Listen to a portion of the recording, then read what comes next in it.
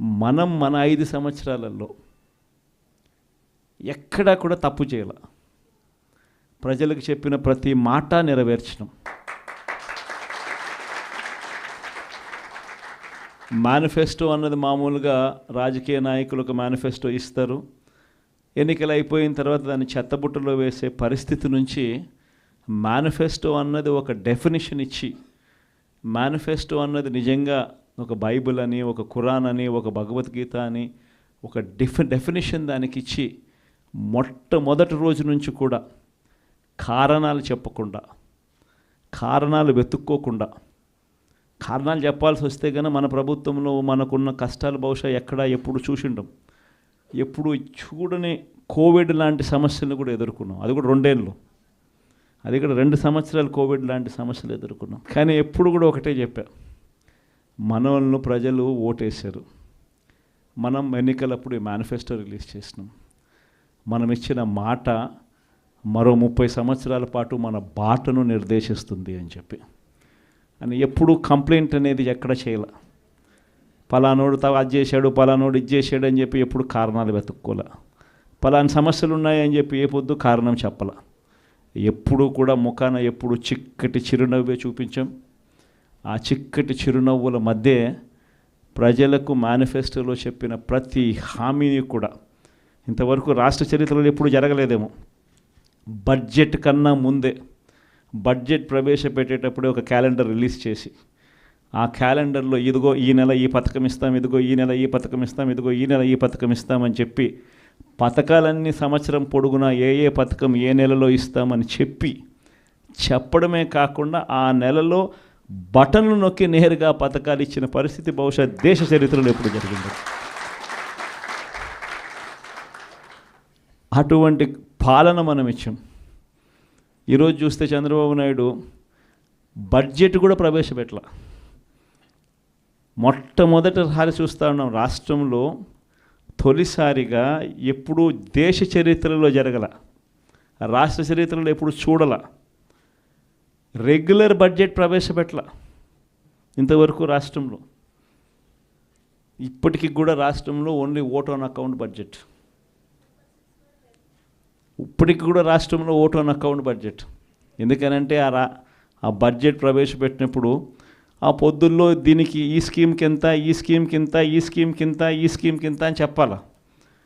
చంద్రబాబు నాయుడు అనే వ్యక్తి గన ఈ స్కీమ్కి ఇంత, ఈ స్కీమ్కి ఇంత, ఈ స్కీమ్కి ఇంత అని కానీ చెప్పకపోతే ప్రజలు చంద్రబాబు నాయుడును కొడతారేమో, తిడతారేమో అని భయపడి ఏకంగా బడ్జెటే చంద్రబాబు నాయుడు పెట్టని పరిస్థితి ఈరోజు రాష్ట్రంలో చూస్తూ ఉన్నాం. మనమేమో మన ప్రభుత్వంలో ఏకంగా ముందే క్యాలెండర్ ఇచ్చి ఈ నెల ఈ పథకం, ఈ నెల ఈ పథకం, ఈ నెల ఈ పథకం అని చెప్పి మరీ ఇంప్లిమెంట్ చేసిన పరిస్థితి మందైతే. జగన్ ఏమో పలావ్ పెట్టినాడు, చంద్రబాబు నాయుడు ఏమో బిర్యానీ పెడతానన్నాడు. చివరికి వచ్చేసరికి పలావు పోయింది, బిర్యానీ పోయింది అనే చర్చ అన్నది ప్రతి ఇంట్లో కూడా ఇప్పటికే మొదలైంది. ఆ చర్చ అన్నది ఇప్పటికే ప్రతి ఇంట్లో మొదలైంది కాబట్టి ప్రతి ఒక్కరూ కూడా ప్రతి ఇంట్లో కూడా సూపర్ 6 ఏమైనాయి, సూపర్ 7 ఏమైనాయి అని చెప్పి ప్రతి ఒక్కరూ ప్రశ్నిస్తూ ఉన్నారు. ఒకవైపున ఇచ్చిన వాగ్దానాలు ఏవి కూడా అమలు కాకపోగా, మరోవైపున పూర్తిగా చదువులైతే పూర్తిగా దెబ్బతిన్న పరిస్థితులు కనిపిస్తూ ఉన్నాయి. విద్యా దీవెన పోయింది, వసతి దీవెన పోయింది, పిల్లలకు ఫీజు రీయింబర్స్మెంట్ కూడా అందని పరిస్థితిలోకి పోతుంది. ఇంగ్లీష్ మీడియం చదువులు అటకెక్కి, టోఫుల్ అన్నది గాలికి ఎగిరిపోయింది. గోరుముద్ద అన్నది రోజుకొక మెనూతో పెట్టే పరిస్థితి నుంచి ఈరోజు అలాంటి గోరుముద్ద అనే కార్యక్రమం కూడా నీరుగార్చే పరిస్థితి లేకపోయింది. వైద్య రంగం తీసుకున్న అదే పరిస్థితి, ఆరోగ్య ఆసరా అటకెక్కింది. అన్ని వైద్య రంగంలో కూడా అదే మాదిరిగానే జరుగుతూ ఉన్నాయి.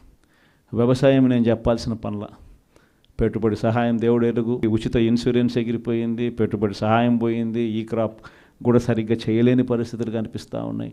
ఆర్బీకేలు అప్పుడే అటకెక్కేసి ప్రతి రంగంలోనూ కూడా మన హయాంలో డోర్ డెలివరీ జరిగే పథకాలు ఈరోజు డోర్ డెలివరీ అన్నది గాలికి ఎగిరిపోయింది. ఈరోజు తెలుగుదేశం పార్టీ కార్యకర్తలు ఇళ్లకు ఈరోజు అధికారులు పోయి అక్కడి నుంచి పంపిణీ చేస్తూ ఉండరు. ప్రజలు అక్కడికి పోవాలి, 2 నెలలు అక్కడికి పోకపోతే కనుక కట్. ఇప్పటికే 1,50,000 పెన్షన్ ఇప్పటికే కటింగ్ అయిపోయినాయి. ప్రతి అడుగులోనూ కూడా ఇదే జరుగుతూ ఉంది. కరప్షన్ గురించి నేను చెప్పాల్సిన పనుల మీ అందరికీ తెలిసిన విషయమే. ఇసుక అయితే మన హయాంలో ఇసుక రేటు ఉన్న రేటు కన్నా ఇప్పుడు ఇంకా ఇసుక ఎక్కువ రేటు అమ్ముతున్నారు.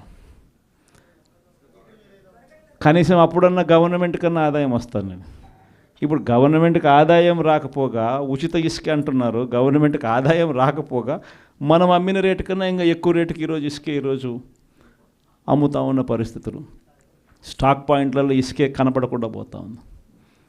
మద్యం పరిస్థితి అంటే మనమేమో మద్యం తక్కువ తాగాలి, ప్రజలు బాగుపడాలి, వాల్యూమ్స్ తగ్గాలి అని మనం తాపత్రయపడితే వీళ్ళేమో గవర్నమెంట్కి వచ్చే ఆదాయం రాకపోయినా నష్టం లేదని తగ్గించి లిక్కర్ వాల్యూమ్స్ పెరగడం వల్ల వచ్చే లాభం ఏంది? చంద్రబాబు నాయుడుకు వాల్యూమ్స్ పెరగడం వల్ల డిస్టిలరీస్ డబ్బులు భాగిస్తారు. ఇది జరిగేది. ప్రతిదీ స్కామే. ప్రతి నియోజకవర్గంలో ఈరోజు క్లబ్బులు ఎక్కడ పడితే అక్కడ క్లబ్బులు కనపడతా ఉన్నాయి. మట్కా, జూదం క్లబ్బులు అన్నీ జరుగుతూ ఉన్నాయి. పోలీస్ స్టేషన్కి పోయి ఎవరైనా కేసు పెడితే రివర్స్ దొంగ కేసులు మన మీద పెడతా ఉన్నారు. ప్రతి వ్యవస్థ కూడా ఇదే మాదిరిగా దిగజారిపోయిన పరిస్థితి కేవలం ఈ 4 నెలల కాలంలోనే కనిపిస్తూ ఉన్నాం. ప్రజల తరపున మనం ఉద్యమించాలా, ప్రజల కష్టాల్లో మనం భాగస్వాములు కావాలా. కాబట్టి మీ అందరికీ నేను ఒకటే చెప్తాను, ధైర్యంగా ఉండండి. అందరం కలిసికట్టుగా పోరాడదాం, అందరం కలిసికట్టుగా ఉద్యమిస్తాం. మన 5 సంవత్సరాలలో ఎక్కడా కూడా తప్పు చేయాల. ప్రజలకు చెప్పిన ప్రతి మాట నెరవేర్చడం.